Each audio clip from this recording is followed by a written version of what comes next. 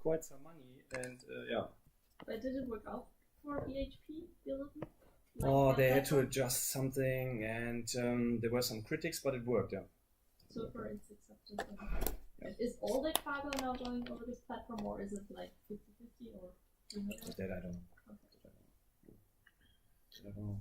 In the 19th century, there were also auctions. I mean, I've been developing this auction tool for demolition vessels because the structure of this market, niche market, is quite sophisticated for that type of price matching. And yeah, in the 19th century, there have been Dutch auctions where the price is coming down. And then you have the Maximum an Zahlungsbereitschaft, die man abgreift.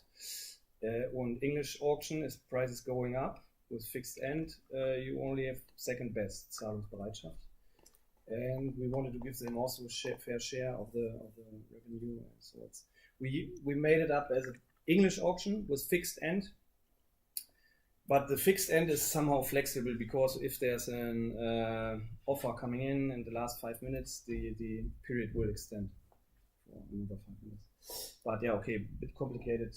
To go into the details of this auction process, but you can imagine, I mean, the ships are quite complex technical things, and on the second-hand market we figured that it's not so easy to sell because the sales process is stretching over 1-2 months or something like this. You have not so much liquidity in the market, and this is a one-sided market.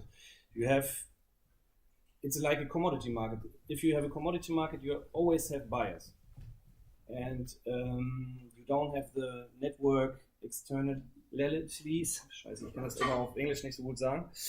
But if you're a member of Airbnb, for the landlord, I told you already, for the landlord, the network only makes sense if there are also customers and other way around. So you have a critical mass you have to reach in certain markets. In commodity markets, it's always driven by one side, and you have a pure seller's market. There are always buyers. So the likelihood that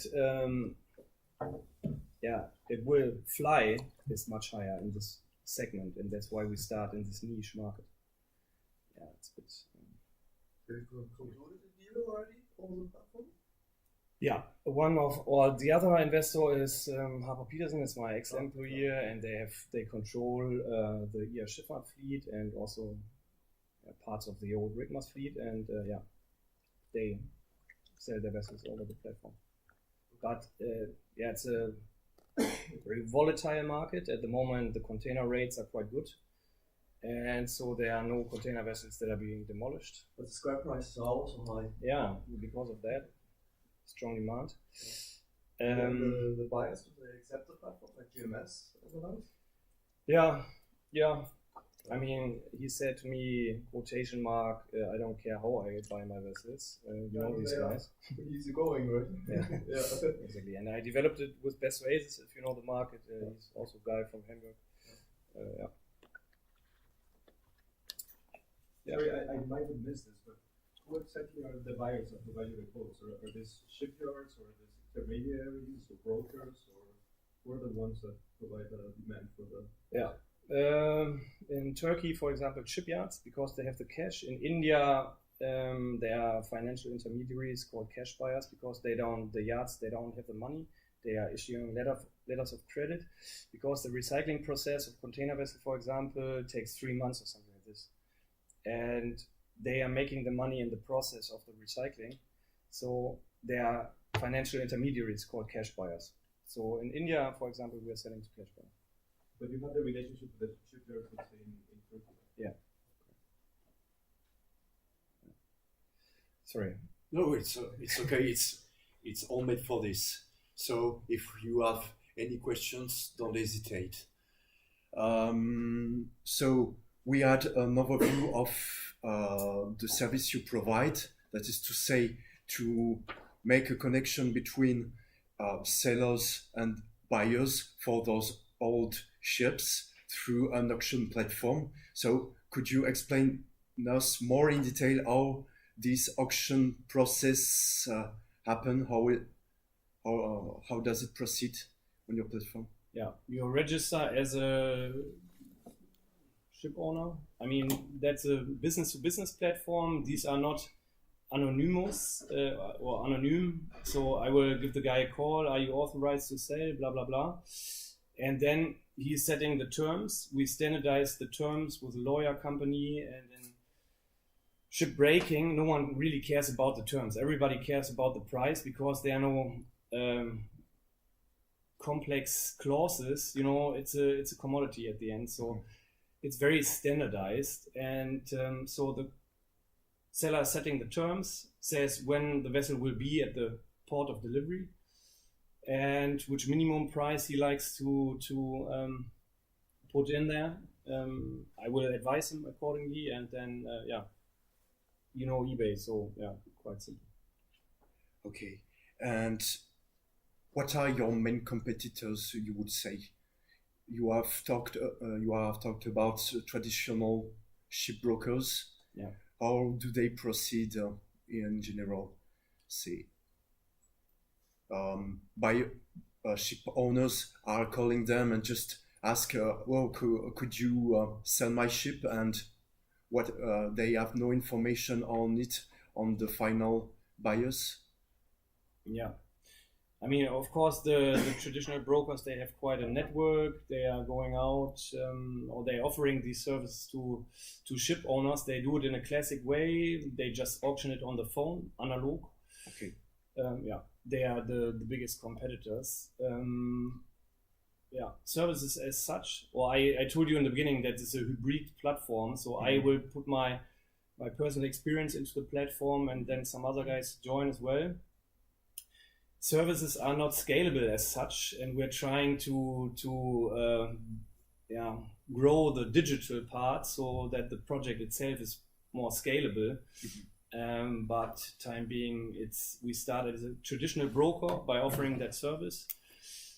Yeah, and we're making experience. We just started. I don't know. Yes. And in your opinion, what do you bring as a key advantage, as a critical success factor? What's your main advantage in this industry? What do you bring with this platform? Yeah, I mean, in the end, you all know logistics. We want to turn around the push philosophy of traditional brokers. They're calling ship owners, bothering them. Do you want to go out for lunch? I don't want to blame this personal relationship, but we want to switch it to push. You know where you can find the information, you know where you can find the service, and it's a bit cheaper. And then, the ship owner goes to the platform and auctions vessel. That's the idea. Yes. But how are you cheaper? Are you asking for less than the usual commission of 1.5%? Or? Yeah, exactly. Yeah, we just take 0.5%. I offer it for some guys for free. Yeah, I mean, we are making experience. How do you earn money then, like on the long term? Because you just like beat the prices then if you ask for less than the usual brokers do, don't you? The seller is always paying the commission. So the seller is triggering the sales process, and if you can save, I mean, for banks and stuff like this, who are important sellers here in Hamburg, they say, okay, if we can save 20,000, then we will do it. So, of course, but then you're just going over the price, like you earn less, right, than a usual broker would.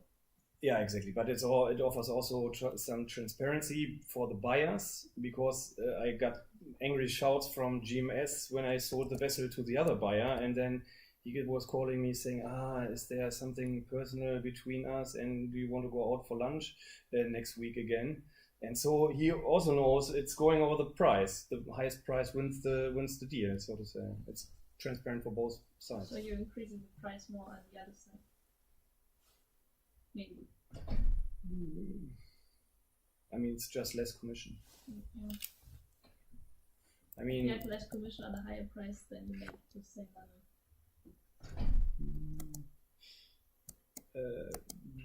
That point I don't understand. Well, if you can push, like make transparency to the market and then open up prices, then others may beat themselves and offer you higher prices. And if you ask for a lower commission, you can still earn the same as if you won't know the prices, and prices will be lower. And so. Okay, but it's an auction, so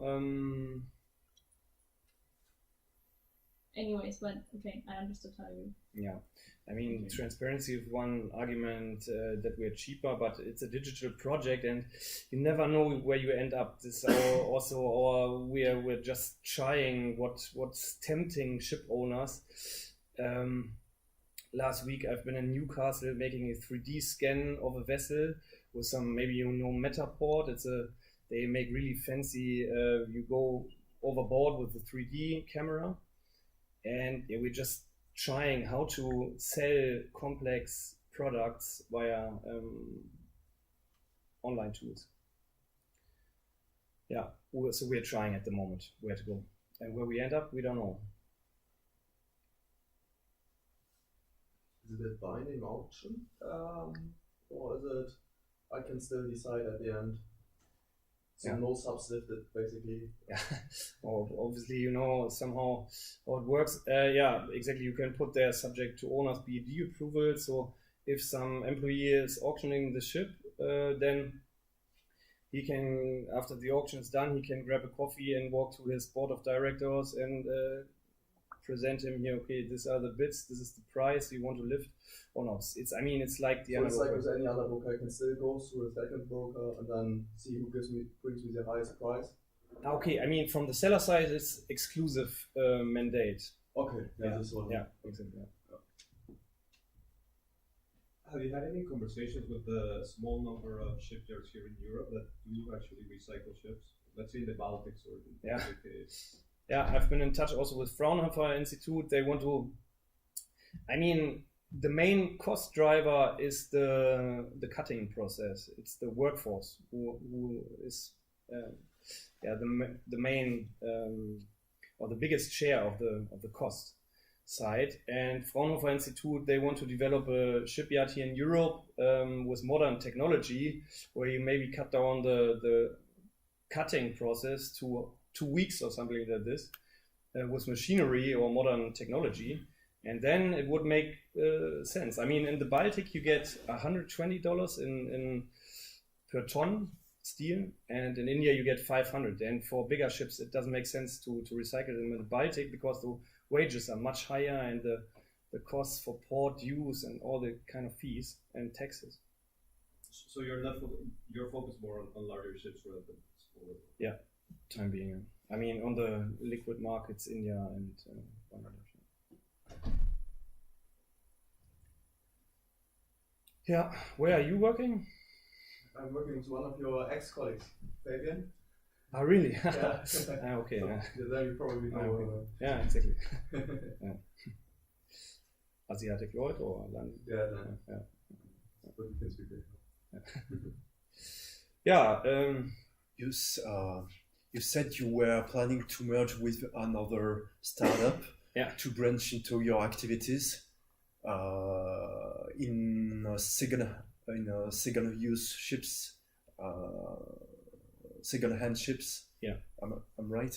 Can you talk about it? Yeah, exactly. There's a second-hand platform also on the Hamburg market, which is developing at the moment, and where we said we merge our projects. And it is, yesterday there was a confirmation, because you have 100% of the shares, and it's quite complicated to set it up, but Okay. we got it done in the end. Yeah. Well, okay. To give an idea, how big is only the ship demolition market? How many operations are unfolded per year in general? 1,000 vessels are being demolished per year approximately. I mean, it's a very niche market. 40 million of commission is in the market that you can earn, that are traditional brokers earning that money at the moment, and we're trying to make our fair share, so to say. Yeah, that's the market. It's quite niche. Yeah. And you said you want to promote green recycling. How do you cope with these topics on your platform? Yeah, if an owner decides to sell a vessel for green recycling, then I'm giving in some commission, so he even pays less. He only pays 0.25% a quarter, and yeah, I hope he does it then. That's our incentive. Of course, we are trying to promote it, but yeah, it's not that easy. I mean, the difference is approximately 1 million if you're selling a bigger vessel, a really big vessel for demolition, or 500,000, let's say. And yeah, do you want to spend it on something? It's like up this? to the It's up seller in the seller, end. yeah. And time being, they are really reluctant to do that. You know, it's That's why regulation is needed. It's a clear fault of it's market dysfunction. So yeah, there's demand for regulations, and it's underway. Hong Kong Convention is being set up, hopefully being implemented. Yeah, exactly. I mean, yeah, the German government wanted to ratify it last year, but yeah, now it's scheduled for But there's this year. still too many countries missing in order to get it in place. Exactly, but I think there's They a should push it more. traction. Yeah. But They would have enough forces, I guess. one wants to. I don't know why. I mean, it doesn't do any harm to It would just increase living standards and conditions of many, many people. Yeah, it's a good. But that's lobby work. Yeah. Any other questions? Thirsty? Yeah. Yeah. No. Yeah, but thanks very much for coming up here. Thank you for coming.